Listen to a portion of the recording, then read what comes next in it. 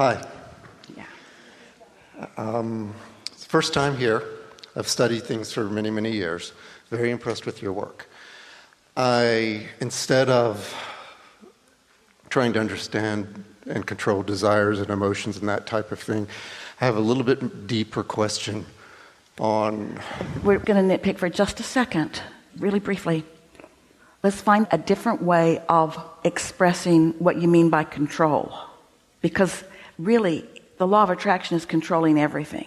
My question is a lack of control in a lot of ways. Wait just a little bit, because we have a way to approach this, and then we want to hear you fully.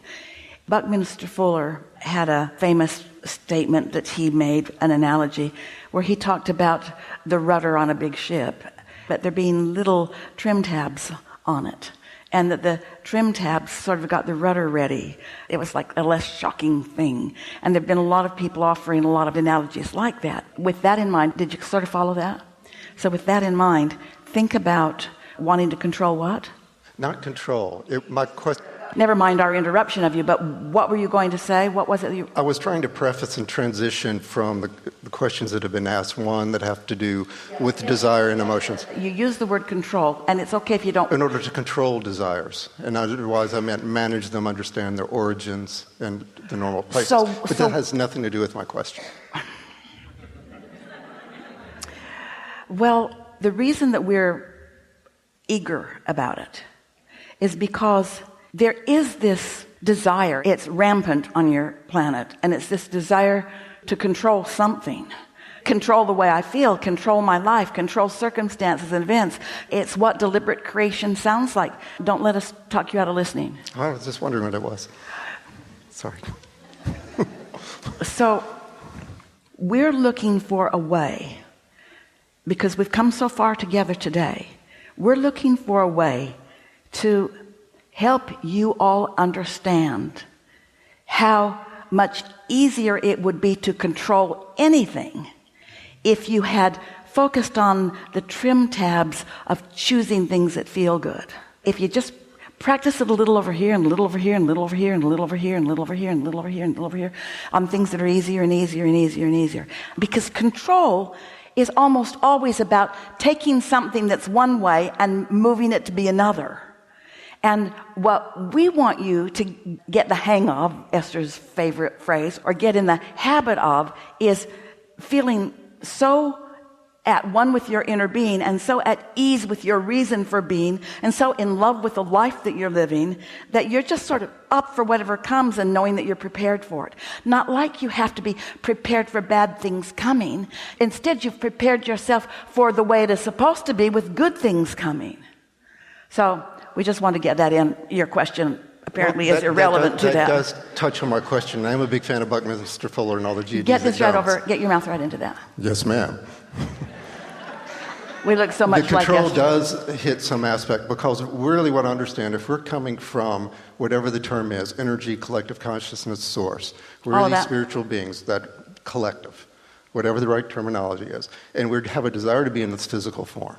There are no words that is the correct terminology to explain the vibrational beingness that is you. That's what we're after about all day. There is no way to really explain the you-ness of you other than through the way it feels. And our friend said, it feels like love. And that's getting to my point. The you-ness of me, who I am, who we all are, collectively as a whole or individually, are these, call it spiritual beings, other entities, energy.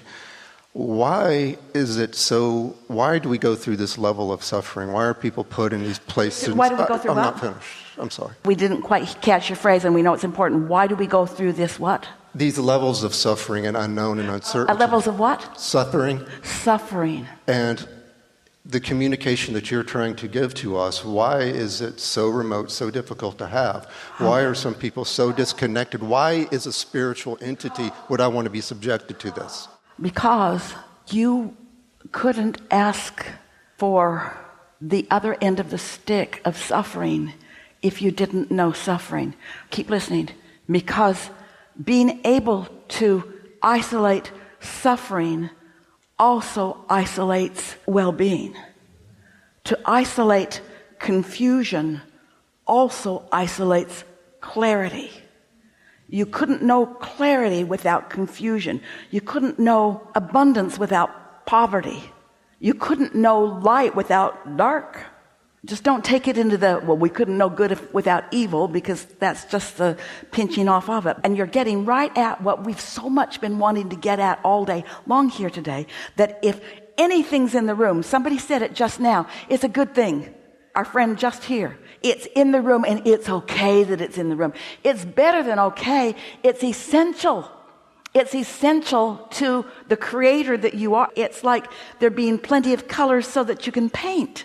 But why would we, being cognizant spiritual beings, knowing that, go into here and then be blinded by that from the physical manifestation of ourselves, and then want a desire to have someone like you come and teach us? When you made the decision to come into this physical body, so we're just going to tell you how it goes. I mean, really, in a way that we've never spoken so clearly before, because of the clarity of what you're asking.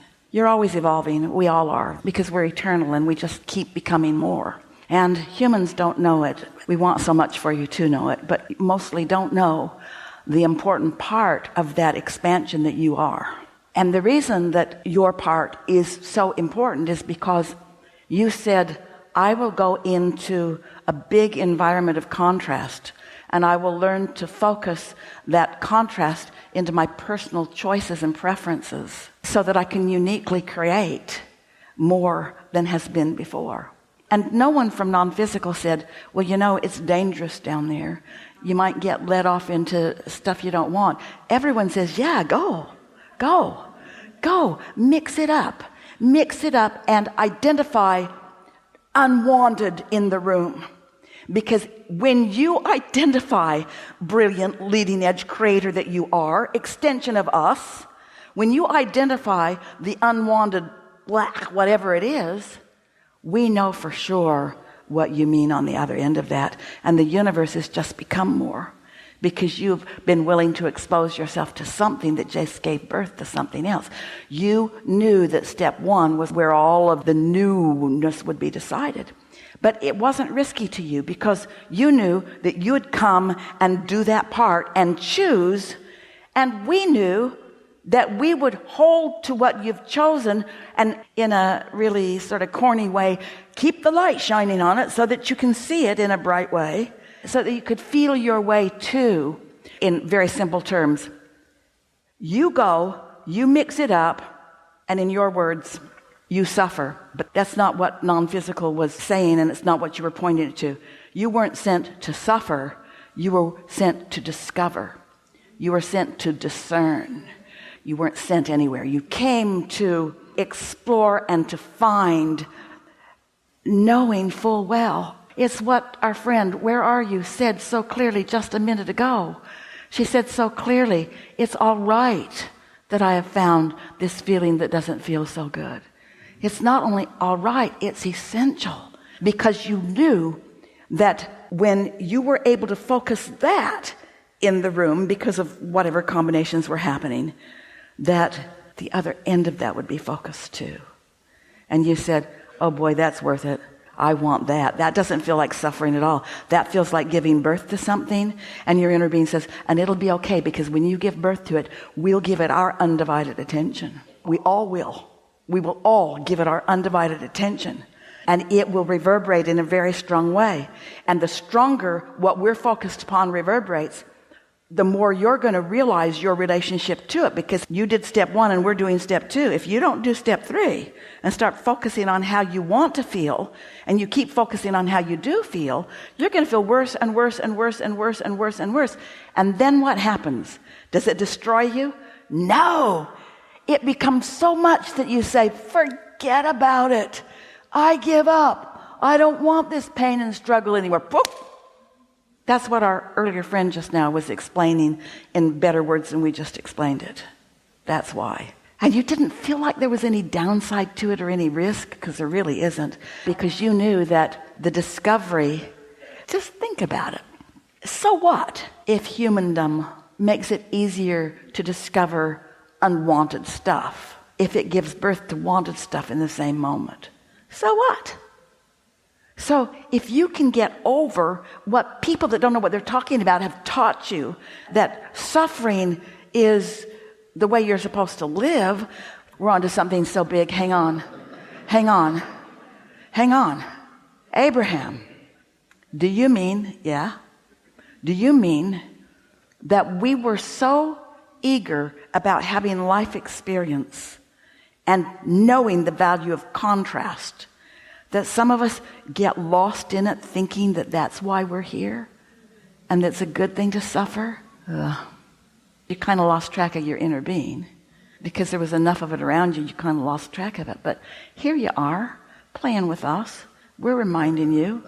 Or there the dog is in the elevator licking your ankle or your toes. Esther loves to wear toeless shoes. She just hopes that there'll be a little dog in the elevator that'll lick her toes. Something so nice about that.